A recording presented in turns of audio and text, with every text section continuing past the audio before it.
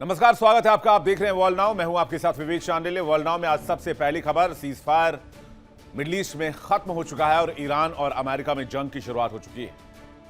और सबसे बड़ी बात, ईरान ने अमेरिकी विमान को मार गिराया है और होर्मुज में समंदर में डुबो दिया है। अमेरिकी जहाज को होर्मुज की खाड़ी में दफना दिया है।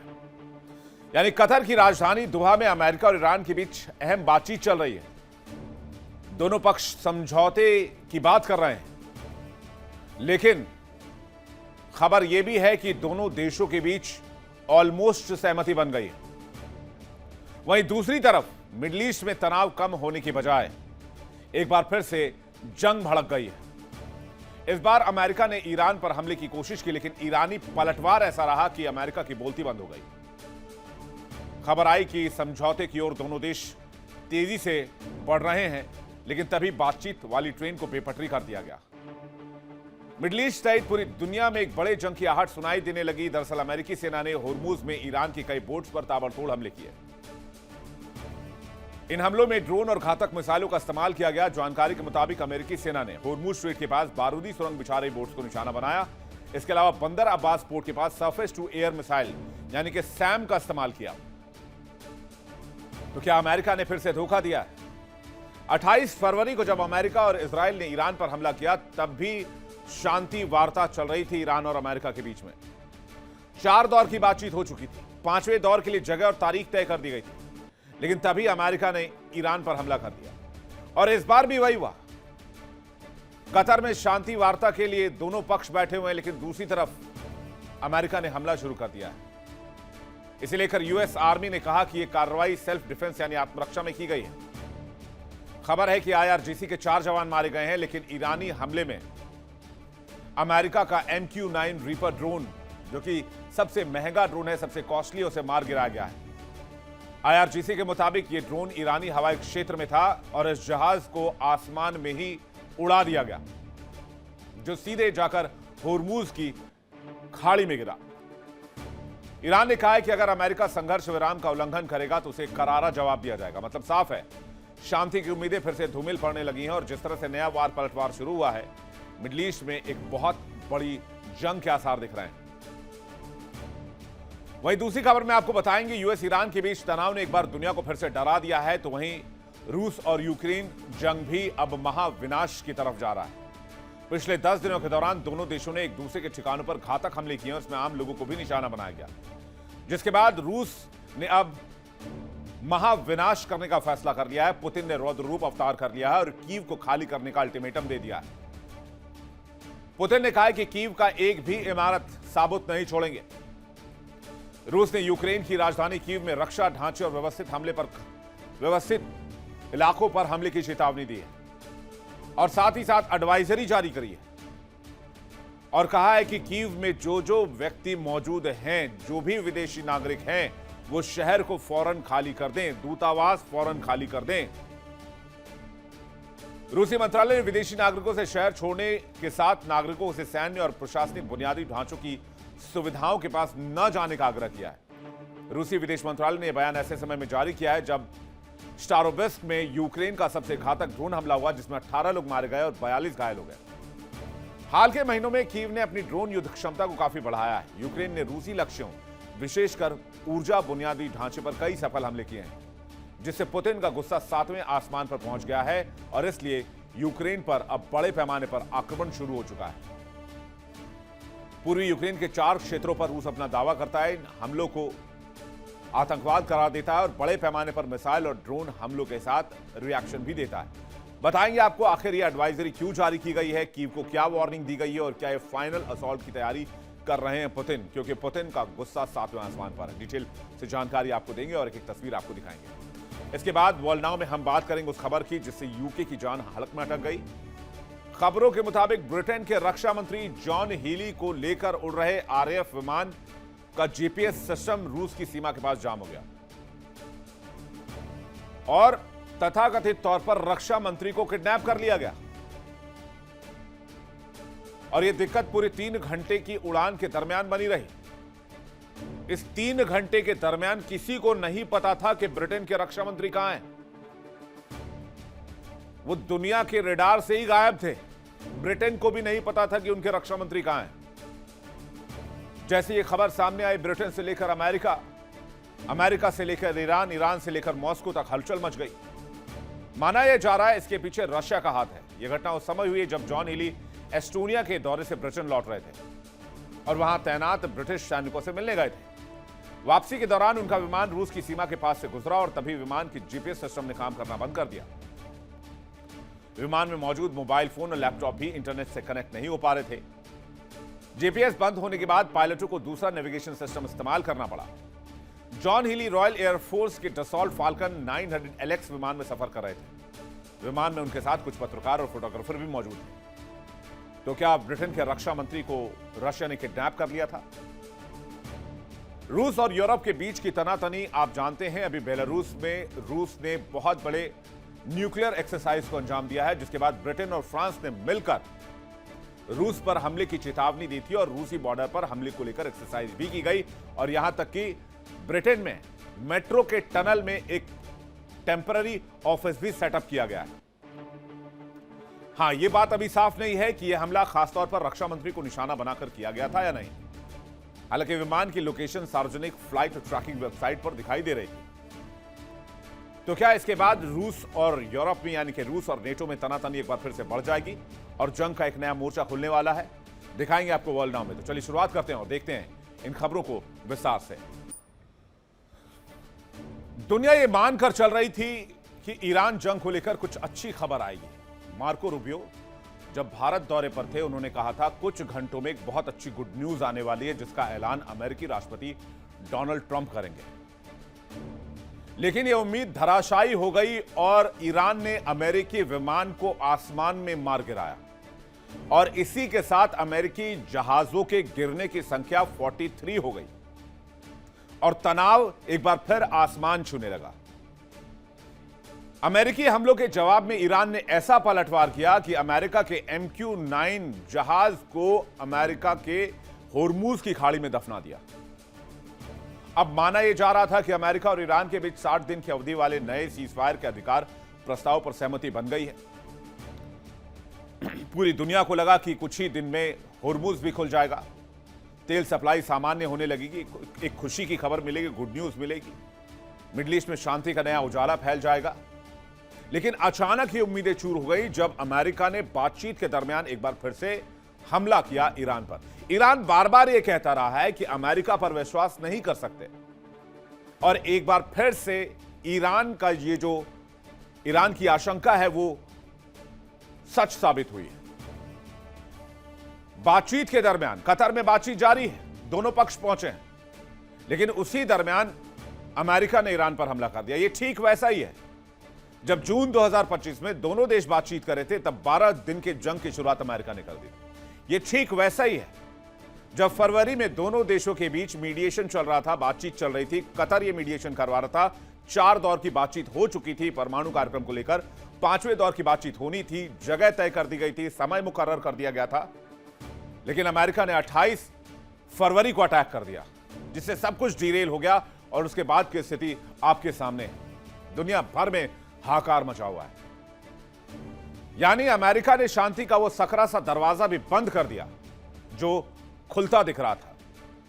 तो आखिर अमेरिका ने हमला क्यों किया और ईरान ने कैसा पलटवार किया और क्या सीजफायर खत्म माना जाए?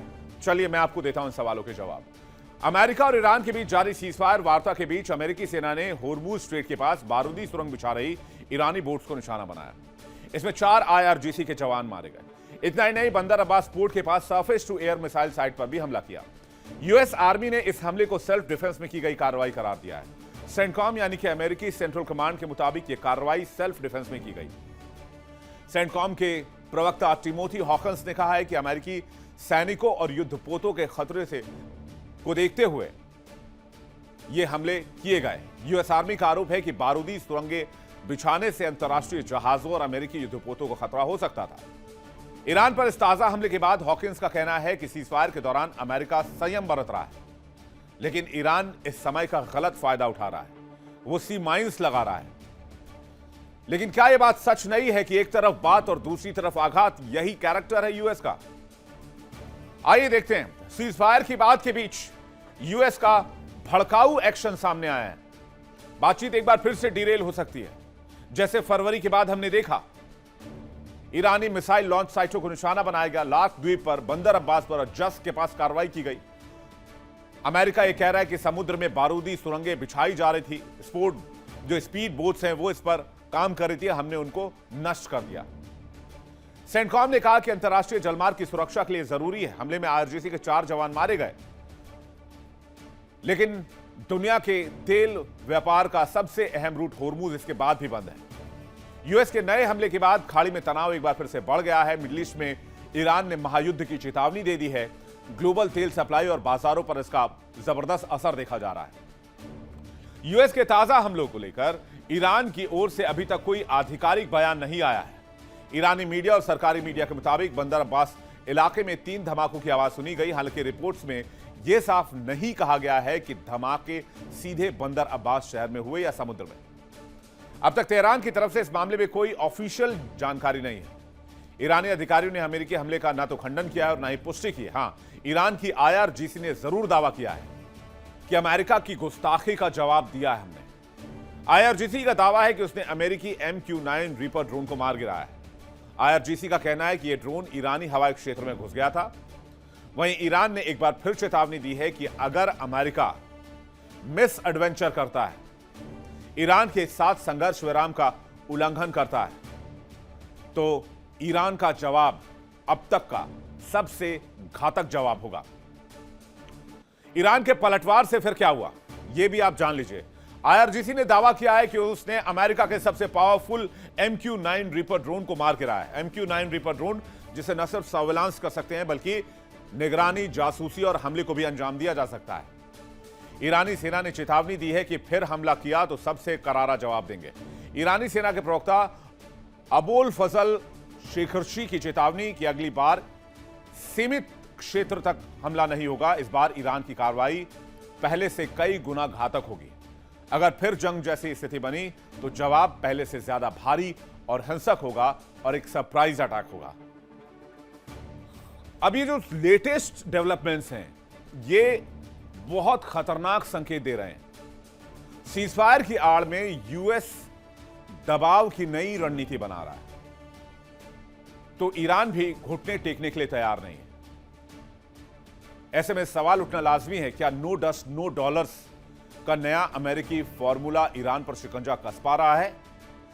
और क्यों मिडिल ईस्ट में शांति के दावे के बीच होर्मुज में युद्ध का खतरा खत्म नहीं हुआ है?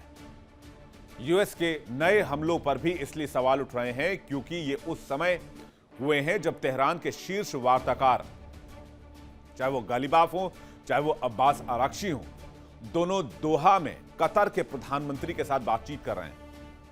और ये बातचीत अमेरिका और इजराइल के साथ 3 महीने पुरानी जंग को खत्म करने के संभावित समझौते को लेकर हो रही है।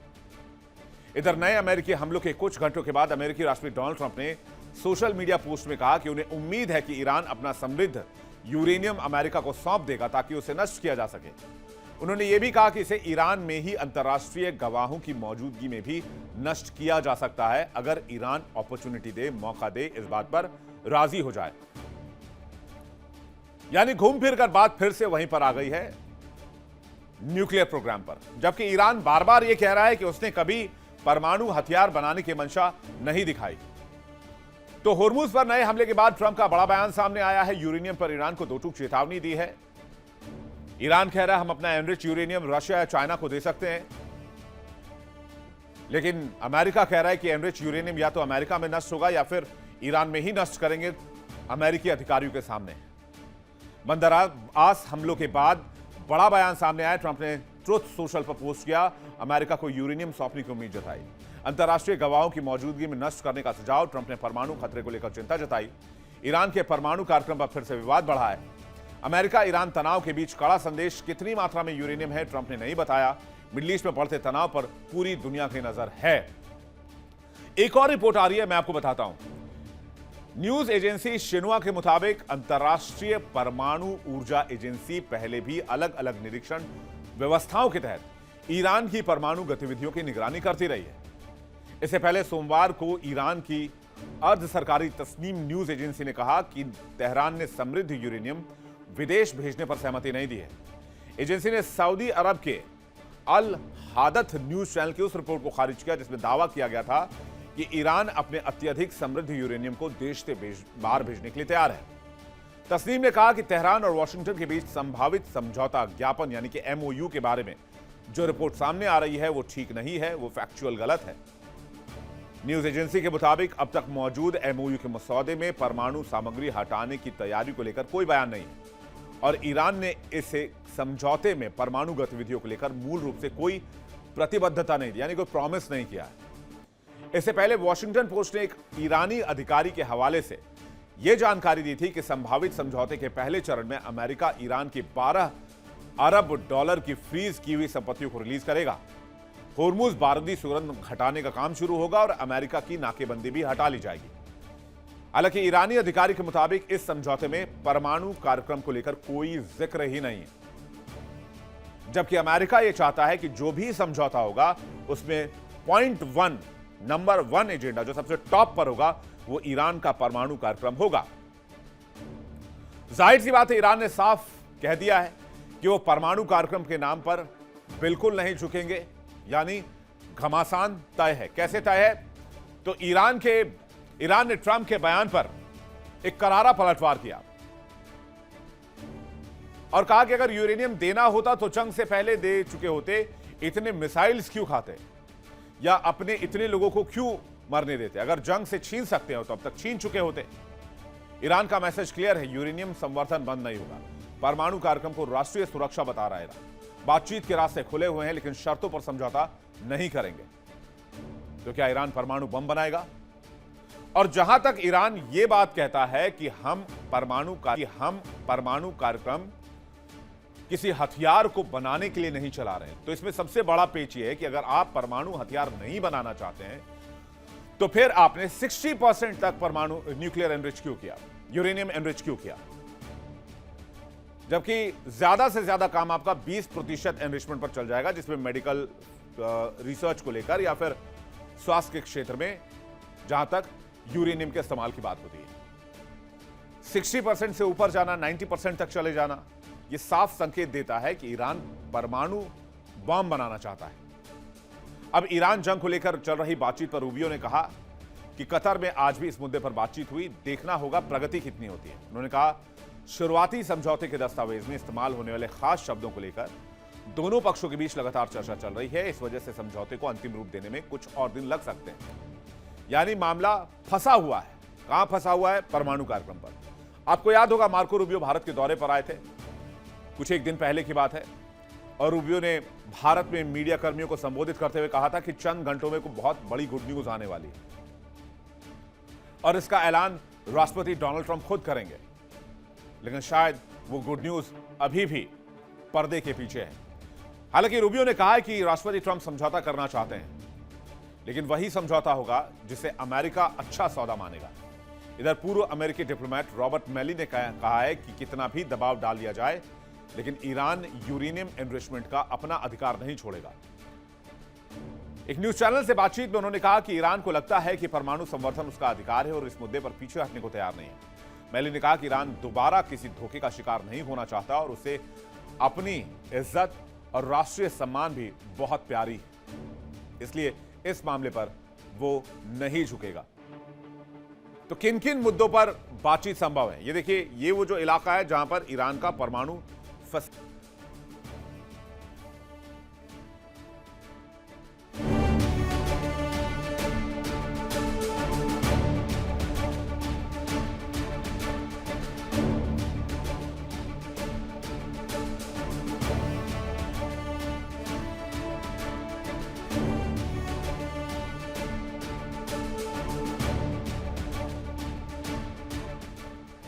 तो अब सवाल यह है कि किन किन मुद्दों पर कतर में बातचीत हो रही है। कतर की राजधानी दोहा में बहुत इंपॉर्टेंट मीटिंग चल रही है जिस पर पूरी दुनिया की नजर इस मामले पर है। ईरानी संसद के स्पीकर मोहम्मद गलीबाफ, जैसा कि मैंने आपको बताया, वो दोहा में मौजूद हैं। ईरानी विदेश मंत्री अब्बास आरागची भी इस बातचीत में मौजूद हैं। ईरानी केंद्रीय बैंक के गवर्नर अब्दुल नासिर हिम्मती भी इसमें शामिल हैं। बातचीत में होर्मुज स्ट्रेट का मुद्दा बहुत अहम है। 60 दिन के सीजफायर को लेकर बातचीत है, ईरानी बंदरगाहों को खोलने का मुद्दा शामिल है, ईरान की फ्रीज की गई संपत्तियों को रिलीज करने का भी मुद्दा बहुत अहम है। ये वो पॉइंट्स हैं जो ईरान चाहता है, लेकिन किस कीमत पर? कीमत क्या है? ईरान कह रहा है कि हम होर्मुज खोल देंगे, इसके अलावा कोई समझौता नहीं करेंगे। अमेरिका और ईरान के बीच जंग खत्म करने को लेकर जिस मुद्दे पर सबसे ज्यादा गतिरोध है वो है ईरान का एनरिच्ड यूरेनियम। अमेरिका बार बार यह कह रहा है ईरान अपना एनरिच्ड यूरेनियम या तो नष्ट करे या अमेरिका को दे। ईरान इस मुद्दे पर कोई समझौता करता नहीं नजर आ रहा है और इसी वजह से सारी बातचीत यहां फंसी हुई है। अमेरिकी अधिकारियों के मुताबिक युद्ध की शुरुआत में ईरान के पास करीब 440 किलो 60% तक संवर्धित यूरेनियम था। इस सामग्री को हथियार ग्रेड यूरेनियम में बदलने के लिए इसका 90% तक एनरिच होना जरूरी है। ईरान के पास करीब 1000 किलो यूरेनियम 20% तक एनरिच है। वहीं करीब 8500 किलो यूरेनियम करीब 3.6% तक एनरिच है, जिसका आमतौर पर ऊर्जा उत्पादन या मेडिकल रिसर्च में इस्तेमाल होता है। ईरान का परमाणु हथियार बनाने के लिए सबसे संवर्धित यूरेनियम इस्फहान में रखा गया है, ऐसा माना जाता है।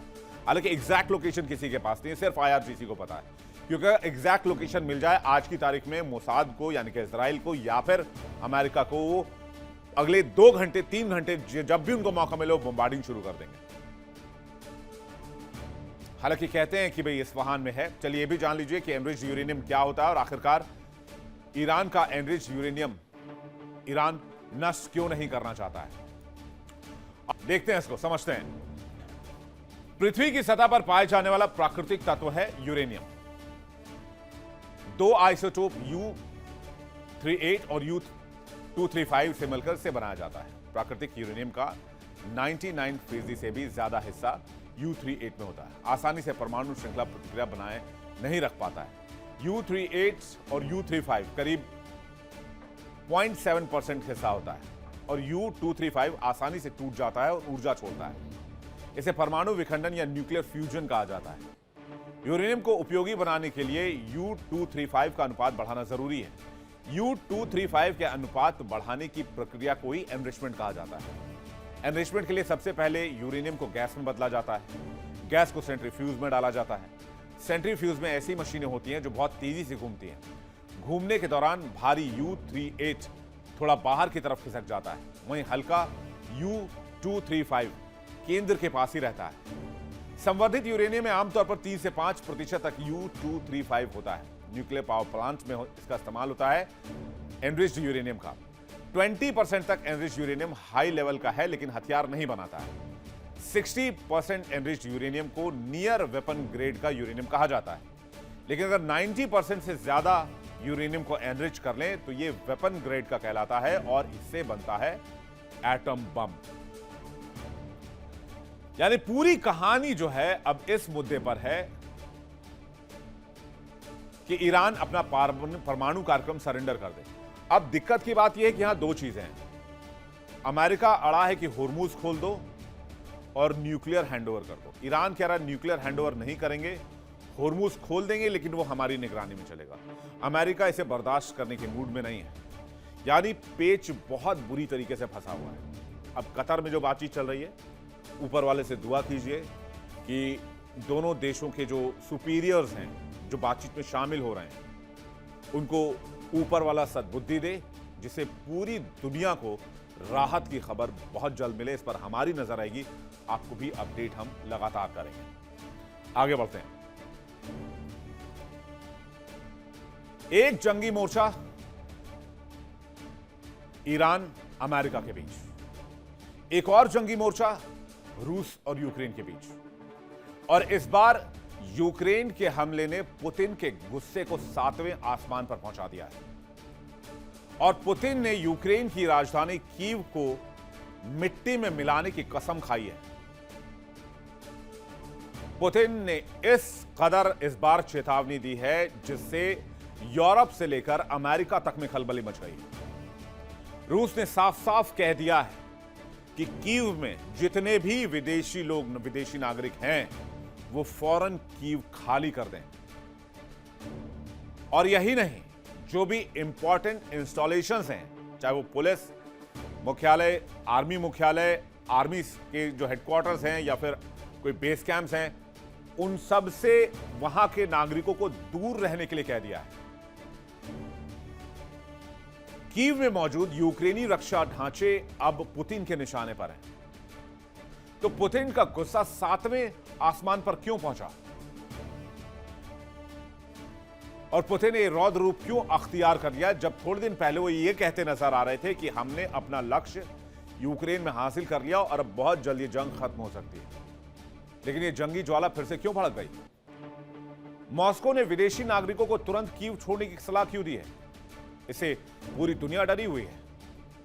यह चेतावनी ऐसे समय में आई जब पूर्वी यूक्रेन के स्टारोबेस्क में एक घातक ड्रोन हमला हुआ जिसमें 18 लोगों की मौत हुई और 42 लोग घायल हुए। सवाल बड़ा है, क्या कीव पर सर्वनाश का खतरा मंडरा रहा है और क्या इसके पहले चरण की शुरुआत हो गई? क्योंकि रूस ने सिर्फ सैन्य बयान नहीं दिया है, एक बेहद गंभीर एडवाइजरी भी जारी कर दी है। मॉस्को ने कहा है कि जो भी अपनी जान बचाना चाहते हैं, जिनको भी अपनी अपनी जान प्यारी है, वो फौरन कीव से निकल जाएं। विदेशी नागरिक तो फौरन शहर छोड़ दें। बाकी कीव में मौजूद लोग अगर छोड़ सकते हैं कीव तो फौरन वहां से निकल जाएं, क्योंकि रूस कीव का वजूद मिटाना चाहता है। राजनयिक और अंतर्राष्ट्रीय कर्मचारी भी बाहर चले जाएं। सैन्य और प्रशासनिक ठिकानों के पास न जाने की चेतावनी दी गई है। जाहिर सी बात है, यह वार्निंग तब दी जाती है जब युद्ध का विस्तार किया जा रहा हो। रूसी विदेश मंत्रालय ने अपने बयान में कहा है कि कीव में यूक्रेनी रक्षा उद्योगों पर लगातार हमले हो रहे हैं। रूस का दावा है कि ड्रोन डिजाइन, ड्रोन निर्माण, ड्रोन प्रोग्रामिंग और उन्हें ऑपरेशन के लिए तैयार करने वाली सुविधाओं को अब सीधे निशाने पर लिया जाएगा। मॉस्को ने यह भी आरोप लगाया कि यूक्रेन इन ड्रोन्स को नेटो विशेषज्ञों की मदद से तैनात करता है। रूस का कहना है कि इन गतिविधियों में सप्लाई टू ही डेटा और लक्ष्य जानकारी बाहरी सहयोग से दी जाती है, यानी इसके पीछे यूरोपीय देश यूक्रेन की मदद कर रहे हैं। इसलिए रूस ने दे दिया है यूक्रेन को, जेलेंस्की को फाइनल अल्टीमेटम। इस अल्टीमेटम के बाद कीव पर महाविनाश का खतरा मंडरा रहा है। रूस ने कीव पर भयानक हमले की चेतावनी दी है। यह भी कहा है कि रक्षा ढांचे को और खास करके वो सेंटर जहां ड्रोन बनाए जाते हैं, मिसाइल बनाए जाते हैं, ड्रोन निर्माण, डिजाइन सुविधाएं हैं, वहां टारगेट किया जाएगा। व्यवस्थित और लगातार हमले होंगे, हमले रुकेंगे नहीं। यूक्रेन पर बाहरी तकनीकी मदद का आरोप भी लग रहा है। रूस ने हमले का दायरा बढ़ाने के संकेत दिए हैं और कहा है कि विदेशी नागरिक रूस फौरन यूक्रेन और कीव फौरन छोड़ दें। विदेशी नागरिकों को तत्काल निकलने का निर्देश दिया गया है। राजनयिक मिशन भी चेतावनी में शामिल है। अंतर्राष्ट्रीय स्टाफ को अलर्ट कर दिया गया है। सैन्य ठिकानों से दूरी बनाए रखने की अपील मॉस्को ने की है। पूरे कीव में जोखिम की चेतावनी जारी की गई। दरअसल हाल ही में जिस घटना ने रूस और यूक्रेन के बीच तनाव बढ़ाया, जिसने पुतिन को आग बबूला कर दिया, पुतिन का गुस्सा 7वें आसमान तक पहुंचा दिया, वो है स्टारोबेस्क क्षेत्र में एक ड्रोन हमले की घटना। जानकारी के मुताबिक हमले में एक हॉस्टल को भारी नुकसान हुआ। यह हमला इतना खतरनाक था कि इसमें 18 लोगों की जान चली गई और 42 लोग घायल हुए। हालांकि हमले को लेकर स्थिति स्पष्ट नहीं है। रूस का दावा है कि हमला यूक्रेन की तरफ से किया गया। यूक्रेन का कहना है कि उसका लक्ष्य रूसी सैन्य ठिकाने और ड्रोन कमांड से जुड़ी सुविधाएं थी, न कि कोई नागरिक छात्रावास। यह हमला हाल के महीनों में सबसे घातक ड्रोन हमलों में गिना गया। रूस और यूक्रेन दोनों तरफ से एक दूसरे पर आरोपों की बौछार जारी है। रूस इसे आतंकवादी हमला कह रहा है, जबकि यूक्रेन इस हमले से हाथ छुड़ाना चाहता है, क्योंकि यूक्रेन जानता है कि पुतिन अगर बुरी तरीके से नाराज हो गए तो फिर यूक्रेन में जो विनाश लीला की शुरुआत होगी उसे दुनिया की कोई ताकत नहीं रोक पाएगी। जवाब में यूक्रेन इसे रूसी सैन्य ठिकानों पर प्रतिक्रिया करार दे रहा है। अब रूसी कब्जे वाले स्टारोबेस्क में एक बहुत बड़ा अटैक होता है, जो कि इस तनाव का केंद्र है। यूक्रेनी ड्रोन ने हॉस्टल को निशाना बनाया। 18 आम नागरिकों की, छात्रों की मौत हुई। 42 लोग बुरी तरीके से घायल हुए। और जब तनाव कम हो रहा था तो इस हमले ने तनाव को डबल ट्रिपल कर दिया। इस हमले के बाद पुतिन आग बबूला हो गए। रूस ने इस हमले को आतंकवादी घटना करार दिया। पुतिन ने रूसी सेना को आदेश दिया कि कीव पर ऐसा हमला किया जाए जो आज तक कीव ने देखी नहीं हुई। रूसी सेना ने 90 से ज्यादा मिसाइलें दागी और 600 से ज्यादा ड्रोन्स का इस्तेमाल किया। इसमें Kinzhal, Iskander, Zircon, Oreshnik hypersonic ballistic missile भी बरसाई। हमले में कीव में अब तक 4 लोगों के मारे जाने की खबर है और 80 से ज्यादा लोग घायल हुए हैं। हालांकि यूक्रेन का दावा है कि उसने कई मिसाइल्स और ड्रोन्स को हवा में ही मार गिराया है। दरअसल यूक्रेन ने पिछले कई महीनों में अपनी ड्रोन क्षमता को काफी मजबूत किया है, जिसके बाद यह युद्ध बदल चुका है। ऊर्जा ढांचे पर हमले, ड्रोन स्ट्राइक रणनीति। रूस का आरोप है कि यह हमले उसकी अर्थव्यवस्था और सैन्य ढांचे को नुकसान पहुंचा रहे हैं। यूक्रेन का कहना है यह सब रूस के हमलों का जवाब है। रूसी विदेश मंत्री सर्गेई लावरोव ने अमेरिका को इस पूरे घटनाक्रम की जानकारी भी दी है। रूस का कहना है कि यूक्रेन नागरिक ढांचों को निशाना बना रहा है, जो किसी भी कीमत पर बर्दाश्त नहीं किया जाएगा। बल्कि यूक्रेन यह कह रहा है कि हम सिर्फ सैन्य उपयोग वाली सुविधाओं को टारगेट कर रहे हैं और यह अभियान जारी रहेगा। अब कौन झूठ बोल रहा है और कौन सच बोल रहा है, इसको लेकर पेच है और इस पेच के बीच में जो आहट है वो महाविनाश की आहट है। कैसे महाविनाश की आहट है, आइए आपको दिखाते हैं। रूस के इस फाइनल अल्टीमेटम में कीव को पूरी तरीके से खत्म करने का आदेश दिया गया है।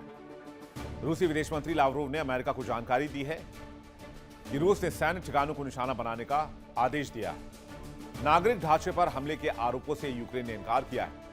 व्यवस्थित और लगातार अभियान की बात दोहराई है। निर्णय लेने वाले केंद्र भी टारगेट हो सकते हैं। वॉशिंगटन तक तनाव का सीधा संदेश पहुंचा है। युद्ध अब वैश्विक कूटनीति का बड़ा मुद्दा बनता जा रहा है, जिसके बाद रूस यूक्रेन संघर्ष पर पूरी दुनिया की नजरें आकर टिक गई। वैसे तो रूस के खिलाफ यूक्रेन ने अपनी ड्रोन क्षमता को बढ़ाया, लेकिन राष्ट्रपति वोलोदिमीर ज़ेलेंस्की ने अब उस सच्चाई को सार्वजनिक रूप से स्वीकार किया है जिसे लेकर लंबे समय से सवाल उठाए जाते हैं। ज़ेलेंस्की ने साफ कहा कि यूक्रेन की एंटी बैलिस्टिक क्षमता भी पर्याप्त नहीं है और यही इस वक्त उनकी सबसे बड़ी चिंता है। यानी रूस की तरफ से लगातार बढ़ रहे मिसाइल और ड्रोन हमलों के बीच यूक्रेन की हवाई सुरक्षा पर दबाव बढ़ रहा है। ज़ेलेंस्की ने कहा कि यूक्रेन के लिए इस समय सबसे पहली प्राथमिकता मजबूत एयर डिफेंस सिस्टम हासिल करना है। उन्होंने यह भी माना कि दुनिया भर में एंटी बैलिस्टिक सिस्टम की उपलब्धता सीमित है और इसी वजह से कई देशों के बीच इन सिस्टम्स की मांग बढ़ चुकी है।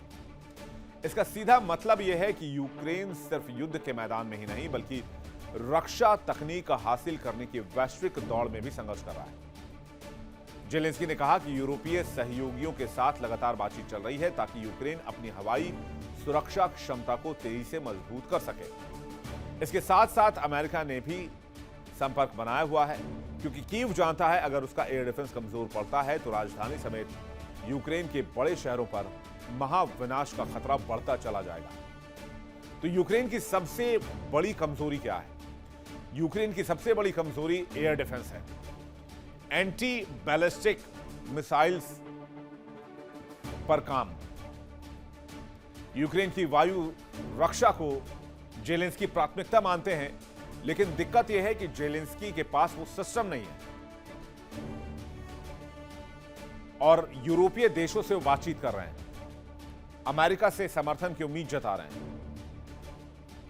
क्योंकि यूक्रेन अब अपनी सुरक्षा क्षमता को बढ़ाने में जुट गया है। जिस तरह से पुतिन ने अल्टीमेटम दिया है तो हवाई हमलों का गंभीर खतरा भी बना हुआ है। राजधानी की सुरक्षा सबसे बड़ी चुनौती है। लंबा युद्ध यूक्रेन पर दबाव बढ़ा रहा है। कीव अब निर्णायक सुरक्षा परीक्षा से गुजर रहा है।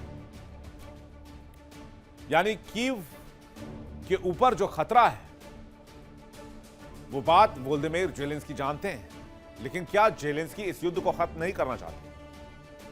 एक समय जब यह लग रहा था, पुतिन ने खुद कहा था कि जंग खत्म होने की दिशा में बढ़ रहा है, तो आखिरकार रूसी कब्जे वाले इलाके के होस्टल पर हमला यूक्रेन ने क्यों किया? जाहिर सी बात है यूक्रेन नहीं चाहता था कि जंग खत्म हो, और इसमें भी वही एंगल है जो बेंजामिन नेतन्याहू के साथ है। ज़ेलेंस्की अपनी कुर्सी के लिए हजारों यूक्रेनियों की कुर्बानी देने से भी पीछे नहीं हटेंगे। इस खबर पर हमारी नजर आइए, आगे बढ़ते हैं। अब जरा कल्पना कीजिए कि आसमान में हजारों फीट की ऊंचाई पर उड़ता एक सैन्य विमान में बैठे रक्षा मंत्री, और रक्षा मंत्री अचानक 3 घंटे के लिए गायब, पूरी दुनिया के रडार से गायब। तो क्या रक्षा मंत्री को किडनैप कर लिया गया? किस देश के रक्षा मंत्री गायब हुए जहां जीपीएस बंद हो गया, इंटरनेट बंद हो गया, डिजिटल सिस्टम जाम हो गया, कॉकपिट में बेचैनी बढ़ने लगी, पायलट स्क्रीन देख रहे थे, स्क्रीन से उन्हें कोई जवाब नहीं मिल रहा था, लोकेशन गड़बड़ाने लगी, सिस्टम फ्रीज होने लगा, और रूसी रक्षा मंत्री, माफ कीजिएगा, इस रक्षा मंत्री को ऐसा लगा कि शायद इन्हें किडनैप कर लिया गया है।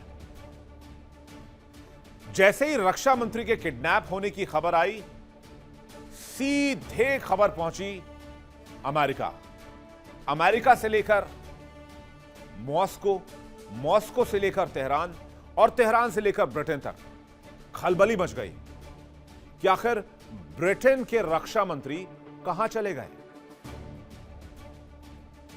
अमेरिका, ब्रिटेन ने एड़ी चोटी का जोर लगा लिया, सारे सैटेलाइट एक्टिवेट कर दिए, लेकिन फिर भी 3 घंटे तक ब्रिटेन के रक्षा मंत्री दुनिया के रडार से गायब थे। शक की सुई जा रही है रूस की तरफ से, क्योंकि रूस और ब्रिटेन और फ्रांस के बीच इन दिनों बहुत खटपट है, खासकर रूस और नेटो के बीच में।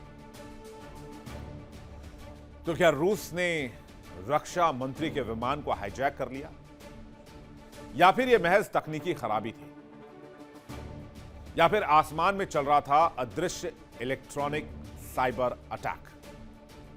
ब्रिटिश मीडिया ने जो रिपोर्ट किया उसके मुताबिक आरएएफ यानी कि रॉयल एयरफोर्स के उस विमान के सिग्नल जाम कर दिए गए जिसमें ब्रिटेन के रक्षा मंत्री जॉन हीली सवार थे। घटना उस वक्त हुई जब हीली एस्टोनिया में तैनात सैनिकों से मुलाकात के बाद ब्रिटेन लौट रहे थे, और सबसे चौंकाने वाली बात, यह हमला मिसाइल से नहीं हुआ, किसी गोली से नहीं हुआ, बल्कि पूरे के पूरे विमान के कम्युनिकेशन सिस्टम को काट दिया गया, जिसमें रेडियो वेव्स और इलेक्ट्रॉनिक जैमिंग तकनीक का इस्तेमाल किया गया। आप सोचिए लड़ाई का लेवल क्या होता जा रहा है। एक विमान जो कि बहुत हाई प्रोफाइल है, जिसमें ब्रिटेन के रक्षा मंत्री हैं, उसको आसमान में ही गायब कर देना, 3 घंटे तक कोई खबर न मिलना, यानी एक ऐसी लड़ाई जो दिखाई नहीं देता है लेकिन एक पूरे विमान को अंधा बना सकता है। और अगर आसमान में विमान को अंधा बना दिया गया तो उस विमान के साथ कुछ भी हो सकता है। तो क्या खतरे की जद में थे या हमले की जद में थे ब्रिटेन के रक्षा मंत्री जॉन हीली?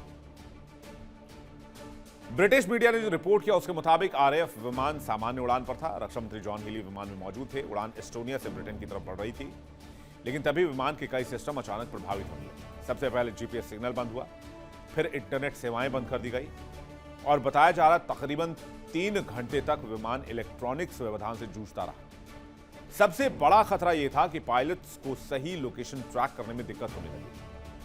हालांकि विमान सुरक्षित था, लेकिन इस विमान में सवार पायलटों को पता नहीं था कि इसके बाद उनके साथ क्या होने वाला है। यानी ये एक ऐसी स्थिति थी कि अंधेरे में खड़ा एक व्यक्ति जिसके आसपास उसको कुछ भी ना दिखाई दे, यहां से कुछ भी हो सकता था। लेकिन गनीमत की बात यह रही कि विमान सुरक्षित रहा और 3 घंटे के बाद दोबारा एयर ट्रैफिक कंट्रोल यानी कि एटीसी से कनेक्शन जुड़ा। इस घटना ने ब्रिटेन की सुरक्षा एजेंसी, अमेरिका की सुरक्षा एजेंसी, इजराइल की सुरक्षा एजेंसी, यूरोप की सुरक्षा एजेंसी, सबको चौंका के रख दिया। सबके होश फाख्ता हो गए कि एक चलते फिरते विमान को हवा में कैसे कोई हाईजैक कर सकता है। तो उड़ान के दौरान जीपीएस सिग्नल प्रभावित हुई, इंटरनेट सेवाएं बंद हुई, डिजिटल सिस्टम में गड़बड़ी की रिपोर्ट की गई। करीब 3 घंटे तक समस्या जारी रही। पायलट्स को लोकेशन ट्रैक करने में दिक्कत होने लगी, बैकअप सिस्टम का इस्तेमाल करना पड़ा। और इस पूरे घटनाक्रम के दरमियान ब्रिटेन के रक्षा मंत्री जॉन हीली की जान हलक में अटकी हुई थी। ब्रिटेन की सुरक्षा एजेंसियां तो सदमे में हैं। यहां तक कि खबर यह भी है कि ब्रिटेन सुरक्षा एजेंसी ने ब्रिटेन ने अमेरिका से मदद मांगी और अमेरिका भी असहाय रहा। इतनी उच्चतम तकनीक होने के बावजूद अमेरिका भी इस विमान को ट्रैक नहीं कर पा रहा था। खबरों की माने तो यह हमला पारंपरिक हथियारों से नहीं बल्कि इलेक्ट्रॉनिक जैमिंग तकनीक से किया गया। इलेक्ट्रॉनिक जैमिंग तकनीक का मतलब है कि सैटेलाइट और रेडियो सिग्नल को बंद कर दिया जाए, यानी कम्युनिकेशन के सारे आधार खत्म।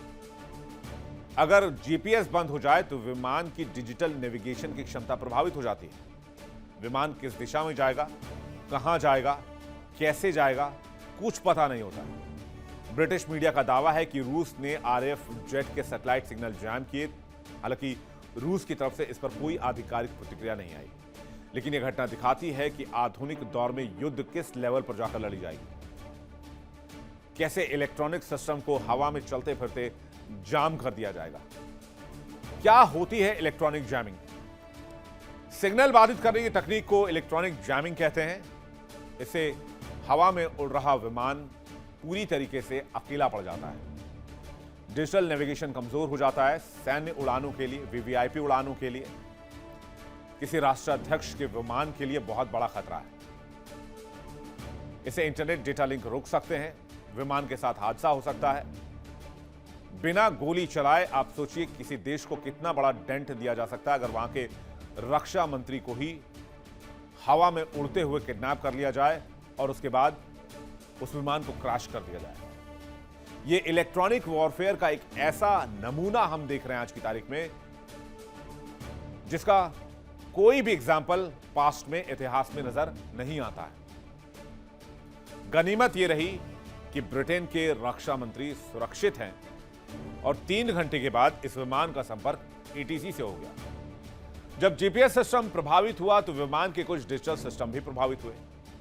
पायलट्स के सामने सबसे बड़ी चुनौती थी कि विमान को ऐसे संभाला जाए, लोकेशन की पुष्टि कैसे की जाए, क्योंकि आधुनिक सैन्य विमान कई मामलों में डिजिटल नेविगेशन पर निर्भर होते हैं। विमान एक बार टेक ऑफ कर जाए तो हवा में विमान ऑटो पायलट पर चलते हैं। रिपोर्ट्स के मुताबिक फोन और लैपटॉप के इंटरनेट भी खत्म हो गए। ऐसी हालत में पायलट्स को पुराने बैकअप नेविगेशन सिस्टम का इस्तेमाल करना पड़ा, यानी टेक्नोलॉजी फेल होने पर मैनुअल सिस्टम पर शिफ्ट होना पड़ा। यहां पायलट के सामने बहुत गंभीर चुनौती थी। एटीसी से कोई संपर्क नहीं हो पा रहा था। एयर ट्रैफिक कंट्रोल से बातचीत नहीं हो पा रही थी। वो कहां हैं, किस दिशा में उड़ रहे हैं, किस तरफ जा रहे हैं, कुछ भी जानकारी नहीं थी, क्योंकि जीपीएस खत्म हो चुका था। और इस दिक्कत की वजह से नेविगेट नहीं कर पा रहे थे विमान को। विमान कहीं भी जा सकता था। लेकिन तब पायलट्स ने समझदारी दिखाई और बैकअप नेविगेशन सिस्टम का इस्तेमाल किया, क्योंकि हवा में सिस्टम रिबूट नहीं कर सकते।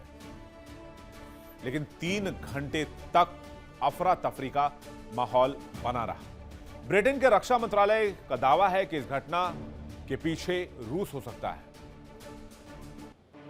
ब्रिटेन इसे रूस की गैर जिम्मेदाराना कार्रवाई बता रहा है। ब्रिटिश अधिकारियों का कहना है कि आरएफ ऐसी परिस्थितियों से निपटने के लिए प्रशिक्षित है, लेकिन चिंता इस बात की है कि अगर भविष्य में ऐसे हमले हुए तो उनका असर गंभीर हो सकता है। ब्रिटेन का मानना है कि रूस यूरोप के आसपास अपनी सैन्य और इलेक्ट्रॉनिक गतिविधियां बढ़ा रहा है।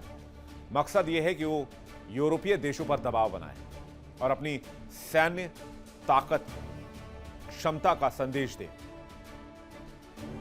जाहिर सी बात है कि रूस यूरोप को अपनी ताकत दिखाना चाहता है कि अगर ब्रिटेन और फ्रांस ने रूस से उलझने की कोशिश की तो नतीजे बहुत गंभीर होंगे। और शायद इसी वजह से ब्रिटेन के रक्षा मंत्री जॉन हीली के विमान को डिजिटली हाईजैक कर लिया गया। हालांकि इसकी कोई ऑफिशियल जानकारी नहीं और न ही रूस ने पुष्टि की है, लेकिन ये एग्जाम्पल बहुत खतरनाक सेट हो रहा है। जिस तरह से ब्रिटेन के रक्षा मंत्री को 3 घंटे के लिए आसमान में अगवा किया गया।